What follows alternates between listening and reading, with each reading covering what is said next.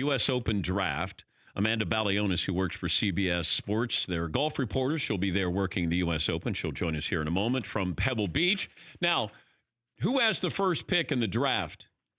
Do we give Amanda? See, Amanda knows what's going on. So she's an expert. Yes. She covers the sport. Yes, she covers the sport. She's there. She's got inside information. How about she gets third pick then? Third pick. All right. I have the last pick. Fritzy has next to last. So it's Seton, McLovin, Amanda, Paulie, Fritzy, and then me. Is that good enough for you guys? Ready? Yeah? Okay. Amanda, how are you? I'm good. How are you? Where are you right now? I am at Pebble Beach, actually, sitting here watching, looking at the ocean. It's beautiful out. What kind of conditions this week? Oh my gosh! Well, I think guys, I think they're going to get really lucky. It has been in the high 80s the early part of this week, and then starting tomorrow, it's supposed to drop down to 60s, but still sunny, no rain in the forecast, and minimal wind. So we could be seeing, an unbelievable show this week if these conditions remain as benign as they're expected to be. Brooks Koepka wanted to know why he wasn't featured in the Fox promo for the U.S. Open in their coverage. Feels like he's got a good point here. That do we just? Why isn't Brooks Koepka? Is he just not exciting enough, or we don't know enough, or he doesn't do enough interviews? No. Of course he's of course he's exciting enough. What he's doing, the run that he's on right now is historic.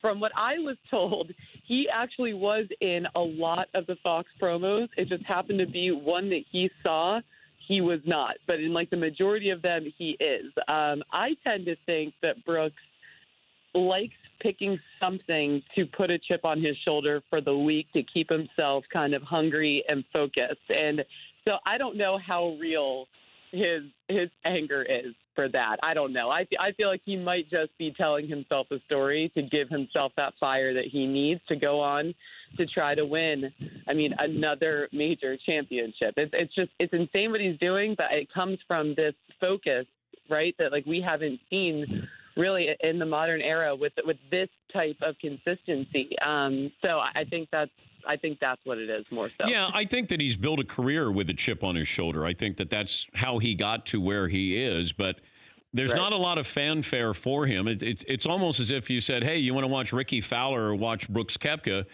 Koepka's, got a chance to win, whereas people are entertained by Ricky Fowler and, how he dresses here. So it's kind of an odd thing where you're watching Koepka and he's just he's ruthless. He doesn't care who you are. He's taking you down and leaving you in his wake. So, but he's not the betting favorite. Dustin Johnson is this week. Before we get to our picks, the front row, Seton and Paulie just had a bet. I don't know what the stakes are, but they'll be pretty high stakes. Paulie says Brooks Koepka he's taking him to win and finish in the top 10. Seton O'Connor says he doesn't think Brooks Koepka finishes in the top 10. Which side would you take right now? Brooks Koepka top 10 or outside looking in? Yeah, how can you possibly say Brooks Koepka is not going to finish in the top 10 when he's won 4 of his last 8 major championships and has won the last 2 U.S. Opens, right? So, yeah, of course he's going to finish in the top 10. He might win this week. Okay. Is Seton, do you want to respond to Amanda? I think response will happen sometime on Sunday. See, this is why Brooks Koepka has a chip on his shoulder. Yeah, exactly. And you guys keep doubting him. This is what it is right here. I'm not doubting him. I'm not. It's just a member of my crack team here. All right. Who has the first pick in the draft? Seton O'Connor. You're not taking Brooks Koepka because you don't think he'll finish in the top 10. That is accurate. Okay. That is accurate. All right. Who are you taking? All right. So I have a favorite that I want to take, but I'm going to wait because I think they'll still be there later. Okay. But I'm going to take Dustin Johnson. All right. Dustin Johnson is off the board. Okay. So I'm up. Am I allowed to take Brooks Koepka, or does it have to go to Paulie? No. That's. I'll take Koepka. I'll take Koepka here. Okay. So McLovin. Amanda, you're next. You know what? I'm going to go with the emotional pick and go with Phil Mickelson. Phil at got it done. Finally. 30 to 1. Fritzy, I believe you're next. Or no, Paulie's next. Eldrick Woods. Eldrick Tiger Woods at 10-1. I'm going to grab Rory McIlroy. Rory McIlroy Jr. the third. I got Jordan Spieth, back-to-back Jack. I'm going to take my boy Xander Schauffele because I think he's going to do it one of these days. I think so. All right. Next, Fritzy. I'm going to go Ricky Fowler. Ready? Next up. Paulie? Justin Rose, please. All right. Justin Rose, come on down.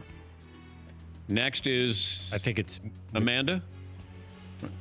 Yes. I'm going to go Mark Leishman because you stole my Xander Schauffele. You love Mark Leishman. Listen, it's coming for him. I really believe that. Yes. Okay. Mark Leishman is off the board. McLovin. Justin Thomas. Justin Thomas is off the board. Seton O'Connor, back-to-back Jack. I really liked Xander Schauffele, by the way. Yeah. That was my guy. Okay. I'm going to go Patrick Cantlay. Cantlay? And Okay. Patrick Cantlay. Yeah. I'm going to take him. Why are you guys giggling at Patrick? Can't lay up. As Chris Berman would say. Okay. Cantlay and who? Tommy Fleetwood. Yes, I thought you would take Bang. Fairway Nailed it. Jesus. What Got are you it. doing? Got it. All right. McLovin? I'll take Tony Finau. Tony Finau. All right. Amanda? I'm going to go Francesco Molinari. Oh, I knew you were going to do that. And Paulie wanted Francesco Molinari. I had already made a jersey up. Oh. All right. Paulie? Let's bring this guy back out of the mothballs. Jason Day. Jay Day with Tiger's old caddy on the bag. Fritzl, is it Fritzl J? I'm going to grab John Rahm. John Rahm. I'll go with the man who looks better than his swing, but his swing is one of the best looking ones on tour. I'll take Adam Scott. And then I'm going to follow that one up. God, I'd love to go Brent Snedeker after the way he played over the weekend. Sneds, as we like to call him. Hey, Sneds. You don't have a lot of great nicknames on tour, Amanda, by the way, you know?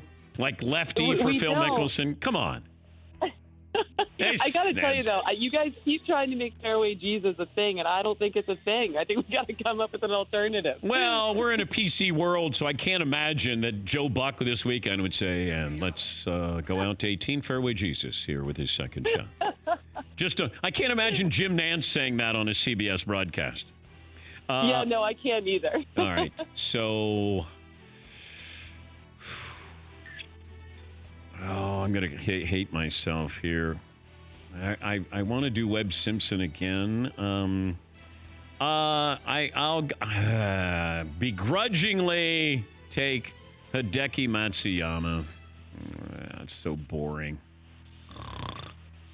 So is that it? You got two great picks, man. I do? Yeah. Okay. Is that another round here? Yeah, one more round. Oh, okay. Go ahead, guys. I'm going to go with Bryson DeChambeau for my last pick. All right. Who's next? Paulie? Not a great tipper, but a great player. Matt Kuchar. Cooch. Oh, wow. No offense. Wow. Amanda, I think you're next. Yeah, I'm going to go with the big guy, Kiridas Aphibarnrat. Wow. Just Mr. Anderson? Yes, I'm going to go an old favorite of mine, Mr. Jim Furyk, who I believe is in the field. So Yeah, you have picked Furyk when he had been in the field at one of the majors. You're very loyal to Jim Furyk. He came up to us at Pebble Beach. He A did. super nice guy. Yes. He said, thank you for picking me in majors that I didn't compete in. Seton O'Connor with the last pick. I'm going to go with one of my other sleepers here, Dan. Siwoo Kim. Siwoo Kim. Yeah, 150 to 1. Bank on it. Siwoo Kim Jr. the third. Yeah. How would you assess Tiger's game here, Amanda, going into this?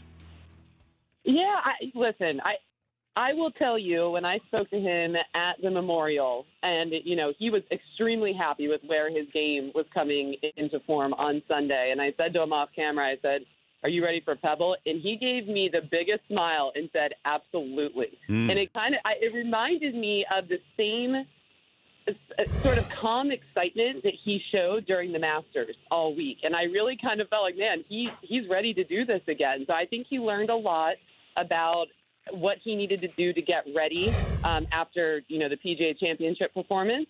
He wasn't happy about that, but it's a learning curve for him of how do you not play a whole lot but still be ready to peak, for the majors. So I think he has figured this out. He seems super confident at the Memorial. Obviously, this is a place that he knows how to win on, like most places on the PGA Tour. So I think there's no way you can count Tiger out this week. Thank you, Amanda. Have fun this week. Thank you, guys. Talk to you soon. Amanda Balionis from CBS Sports, covering golf there. For more Dan Patrick Show, tune into Audience Channel 239 on DirecTV. Stream for free on BR Live or download the Dan Patrick Show app.